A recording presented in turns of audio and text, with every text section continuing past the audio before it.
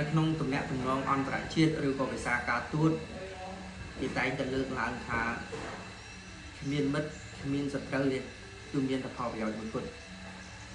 មានមិត្តណាជាអមតៈហើយក៏គ្មានសត្រូវណាជាអមតៈដែរគឺមានតែផលប្រយោជន៍មួយគត់គឺជាអមតៈសម្រាប់ជាតិនិងប្រជាជន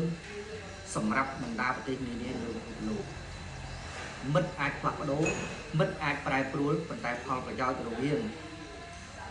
ជាតិនិងប្រជាជនរបស់បណ្ដាប្រទេសនានាលើសកលលោកគឺមិនអាចផ្លាស់ប្ដូរបានទេហើយអ្វីដែលសំខាន់សប្តាហ៍នេះសម្ដាប់ធ្នាប់ពិភពលោកវាលែងមានទៀតហើយអាថុំស៊ីអាតូច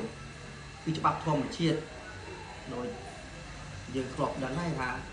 ធំស៊ីដោយធំរកស៊ីជើងភ្នំចន្លោះដងអូអាធំស៊ីធំអាតូចស៊ីតូច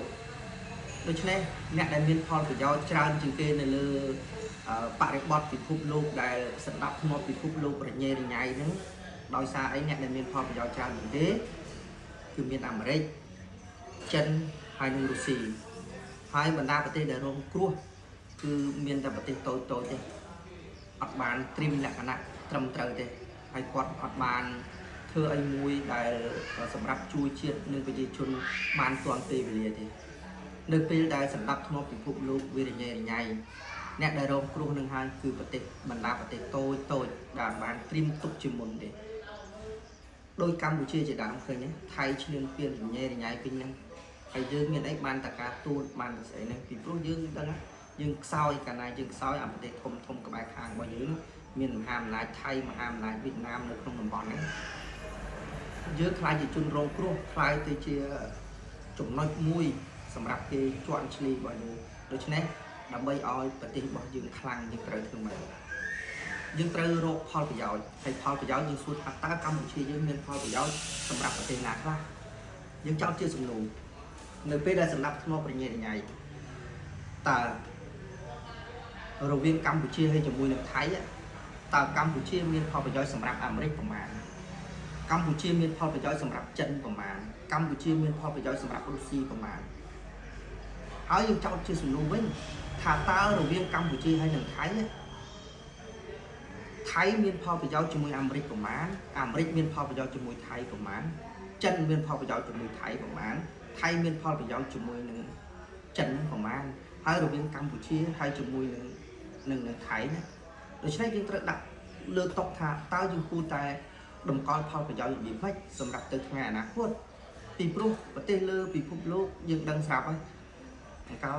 របបកម្ពុជាប្រជាធិបតេយ្យអាវខ្មៅឃើញទេយើងក៏ធ្លាប់ពឹងបរទេសដែរពឹងចុះពឹងឡើងរួញដីអស់លេងពឹងចុះពឹងឡើងមានតែងាប់ប្រជាជនពឹងអាមេរិកគេទម្លាក់ក្របបែកពឹងចិនទៅឃើញទេងាប់រាប់លានអ្នកអានឹងវាសិតតែជាបំណុលប្រវត្តិសាស្ត្រដែលយើងសិក្សារៀនសូត្រដឹងទេយើងមិនមែនចេះតែថាទេប៉ុន្តែអ្វីដែលសំខាន់សម្រាប់ជាតិនិងប្រជាជនរបស់យើងត្រូវដឹងថាផលប្រយោជន៍របស់ជាតិកាលណាយើងមានផលប្រយោជន៍ជាតិរបស់យើងសម្រាប់ឲ្យបរទេស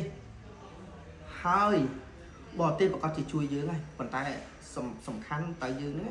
អាចមានផលប្រយោជន៍ឲ្យប្រទេសមហាអំណាចអត់បើសិនជាយើងអត់មានផលប្រយោជន៍ទេយើងតើតែយើងនឹងប្រជាជនរបស់យើងតើតែខ្លាំងហើយខ្លាំងមិនកតាំងក្រៅហើយជាមួយកតាំងក្នុងកតាំងក្រៅនឹងមានន័យថាបើសិនជាអត់ផលប្រយោជន៍ឲ្យពួកវាទេពួកមហាអំណាចទេពួកមហាអំណាចមិនរវីរវល់ជាមួយនឹងកម្ពុជាទេប៉ុន្តែអ្វីដែលសំខាន់គឺកតាំងក្នុងយើងត្រូវតែសាមគ្គីគ្នាសាមគ្គីល្មិចគ្រប់គណៈបកនយោបាយទាំងអស់មានសម្លេងតែមួយសម្លេងយ៉ាងម៉េចជួយជាតិនិងប្រជាជននៅពេលដែលសត្រូវឈ្លានពានរួមគ្នាសាមគ្គីគ្នាតាមរយៈអីប្រជាពលរដ្ឋរស់តាមប្រជាពលរដ្ឋមន្ត្រីរាជការរស់តាមមន្ត្រីរាជការថ្នាក់ដឹកនាំផ្នែកនយោបាយរស់តាមផ្នែកនយោបាយប៉ុន្តែអ្វីដែលសំខាន់គឺរួមគ្នាកសាងចាប់ដៃគ្នារបៀបម៉េចខ្វះស្បៀងជួយស្បៀងខ្វះស្រូវជួយស្រូវខ្វះបច្ចេកទេសជួយបច្ចេកទេសអ្នកភេសជ្ជៈត្រូវជួយនិងបន្តចែកនិងបន្តជួយរហូតអានឹងហើយដើម្បីឲ្យមិនកតាក្នុងហើយសំខាន់គឺអ្នកនយោបាយមិនមែនគេរិះគន់ចាប់គេស្អីទេប៉ុន្តែយើងត្រូវចាប់ផ្ដើមហើយគិតម្ដងទៀតថាតើយើងហ្នឹងយើងគួរតែធ្វើការងារជាមួយគ្នាដោយរបៀបណាយើងសាមគ្គីគ្នាយើងចូលរួមជួយទាំងអស់គ្នាមក ពីព្រោះប្រទេសនេះមិនមែនប្រទេសផ្ដាច់មុខសម្រាប់គណៈបកកសម្រាប់គណៈបកខទេមិនមែនសម្រាប់តែគណៈបកកណ្ណាយសម្រាប់តែគណៈបកតកូល1 2 3ទេអត់ទេដូច្នេះប្រទេសជាតិរបស់យើងគឺប្រទេសជាតិសម្រាប់ទាំងអស់គ្នាបើប្រទេសជាតិសម្រាប់ទាំងអស់គ្នារឿងអីដែលគ្មានពីណាមួយដែលត្រូវការផ្ដាច់មុខទេដូច្នេះយើងប្រជាពលរដ្ឋទាំងអស់គ្នាត្រូវមិនគិតថាប្រទេសនេះគឺជាប្រទេសរបស់អញដែរត្រូវតែចូលរួមជួយគ្នាទាំងអស់គ្នាជួយការពារគ្នាមិនមែនថាអីទោះតែអ្នកកាន់អំណាចទេយើងអត់កាន់អំណាចក៏យើងត្រូវជួយដែរជួយតាមយ៉ាងមានកមកកំប៉ុងជួយមកកំប៉ុងមានមីជួយមីមានស្អីជួយស្អីទាំងអស់ទៅជួយមកទីម្នាក់ទៅជាតិរបស់យើងរឹងមាំហើយ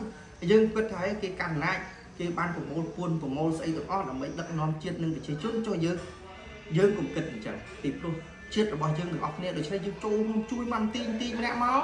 ជួយតាមរយៈប្រជាជនមកតាមរយៈអីរិះគន់រដ្ឋាភិបាលរិះគន់ស្ថាប័ននានា